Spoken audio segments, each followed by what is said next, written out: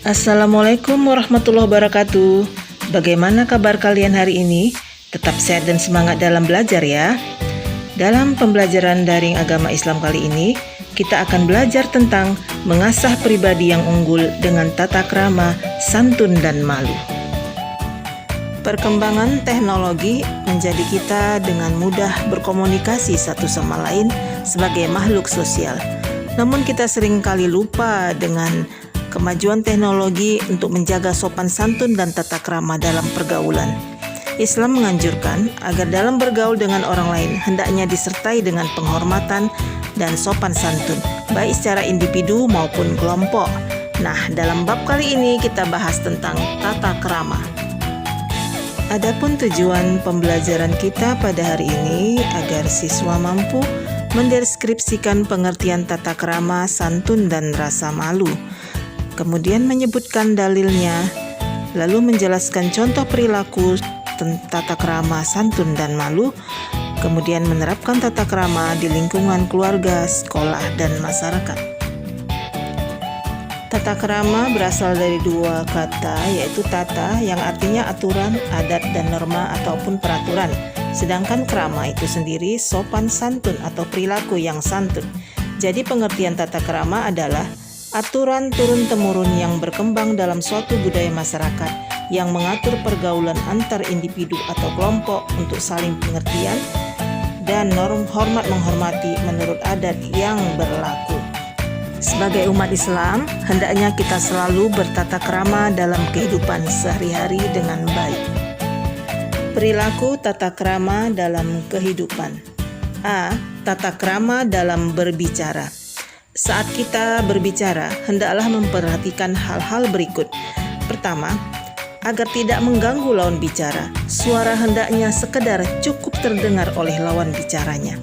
Kedua, mulut tidak terlalu dekat dengan muka lawan bicara, agar uap mulut tidak tercium olehnya.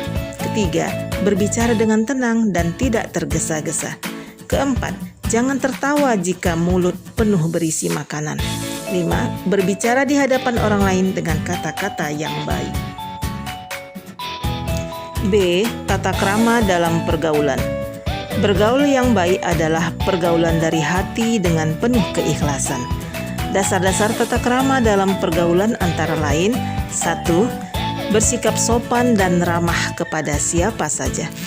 2. Memberi perhatian kepada orang lain. 3. Berusaha selalu menjaga perasaan orang lain. 4. Bersikap ingin membantu. 5. Memiliki rasa toleransi yang tinggi. 6. Dapat menguasai diri dan mengendalikan emosi dalam situasi apapun. C. Tata krama dalam berpakaian. Anak ibu, pakaian merupakan cermin pribadi seseorang. Dari cara berpakaian akan diketahui sisi pribadi seseorang, apakah rapi, bersih, atau sebaliknya.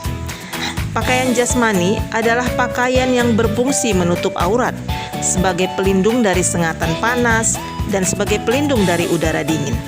Sementara itu, pakaian rohani adalah ketakwaan kepada Allah Subhanahu wa Ta'ala. Pakaian rohani memiliki fungsi untuk melindungi diri dari perbuatan maksiat. Aurat adalah bagian tubuh manusia yang tidak boleh dilihat atau dipertontonkan. Islam sangat menganjurkan umatnya berpenampilan rapi dan menarik. Penampilan yang menarik adalah penampilan yang enak dipandang, sopan, bersih, dan rapi. D. Tata krama berkomunikasi di media sosial. Sama halnya ketika berkomunikasi di dunia nyata, di dunia maya pun harus mengedepankan sopan santun dalam tata krama. Oleh karenanya, pilihlah kata-kata yang baik dan sopan. Kalau mengunggah gambar atau video atau sejenisnya, pilihlah gambar yang baik yang tidak menyinggung perasaan orang lain dan menjauhi unsur-unsur pornografi, porno aksi, ataupun kekerasan. E. Tata krama dalam perjalanan. Perjalanan adalah suatu aktivitas manusia yang tidak dapat dihindari karena bumi Allah sangat luas. Tetapi Tidak semua perjalanan tersebut memiliki nilai ibadah. Perjalanan yang tidak memiliki nilai ibadah, perjalanan yang tidak diridhoi Allah. Maka agar diridhoi Allah, bertata kramalah di dalam perjalanan dengan memperhatikan hal-hal sebagai berikut. 1. Menentukan tujuan. Tujuan perjalanan adalah tujuan yang baik. Kedua, diawali dengan doa agar diberi keselamatan. 3. Membawa perbekalan yang cukup agar tidak merepotkan. Yang keempat, tidak meninggalkan kewajiban syariat. Andaikan waktu sholat sudah masuk, sholatlah dengan berbagai cara yang dimudahkan oleh syariat. Kemudian bersikap sopan dan santun. Kemudian patuh terhadap peraturan setempat. Selanjutnya F. Tata krama dalam menerima tamu. Rasulullah SAW telah mewajibkan dan mencontohkan untuk menghormati dan memuliakan siapapun tamu yang berkunjung ke rumah kita. Adapun tata krama dalam menerima tamu menurut Islam adalah: 1. Ketika kita menerima tamu, kita harus menyambutnya dengan sambutan yang ramah, sopan, dan riang. 2. Berikan jamuan yang paling utama. 3. Berikan kenyamanan untuknya. 4.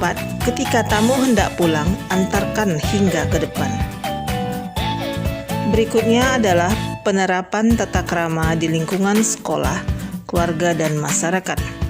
Adapun bentuk-bentuk yang mencerminkan tata krama di lingkungan keluarga yaitu: 1. Hormat pada orang tua. 2. Mengucapkan salam bila bertamu atau ada orang yang bertamu ke rumah kita.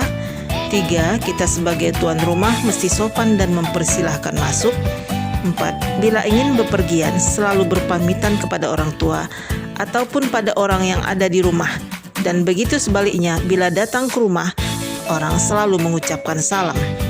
4. Menjaga perasaan orang tua agar tidak tersinggung oleh perkataan kita, dan masih banyak lagi yang lain-lain. Berikut cerminan-cerminan yang menunjukkan tata krama di sekolah. Di antaranya: 1. Memberi hormat kepada guru ketika guru masuk kelas. 2. Jika bertemu dengan guru, selalu bertegur sapa yang sopan. 3. Menghargai guru jika sedang mengajar di kelas. Tidak membuat keributan di kelas ketika pelajaran sedang berlangsung. Bila izin keluar dan permisi, selalu minta izin dulu pada guru yang sedang mengajar. Kemudian mematuhi aturan-aturan yang berlaku di sekolah. Dan terakhir, bersedia diberi sanksi apabila melakukan kesalahan, seperti tidak pakai dasi, terlambat, berpakaian tidak sopan, dan lain-lain. Berikutnya adalah tata krama dalam lingkungan masyarakat, seperti menjalin silaturahmi kepada tetangga-tetangga. Kemudian bila bertemu dengan orang lain atau jiran tetangga, selalulah memancarkan senyum kepadanya. Ketiga, bila orang tua sedang duduk kita lewati, maka permisilah dengan kata-kata yang sopan. Kemudian jangan membuat kegaduhan atau keributan dengan tetangga. Nah, dengan bertata krama yang baik dalam lingkungan masyarakat, maka akan timbul keharmonisan dan keselarasan dalam bermasyarakat. Yang terakhir, tujuan tata krama dalam kehidupan sehari-hari. Sebenarnya banyak tujuan dan manfaat yang bisa kita capai dalam bertata krama. Berikut di antaranya yaitu: 1. Untuk menciptakan suatu kedamaian dalam kehidupan sosial. Kemudian menumbuhkan kesadaran seseorang akan pentingnya bertata krama. Lalu menambahkan ilmu pengetahuan baik secara lisan maupun tertulis. Kemudian untuk menghindari terjadinya Baiklah anak-anak ibu semua, sekian materi tata krama kita pada hari ini. Semoga bermanfaat. Marilah kita amalkan dalam kehidupan sehari-hari. Mari kita ucapkan lafaz hamdalah. Alhamdulillahirrabbilalamin. Terima kasih.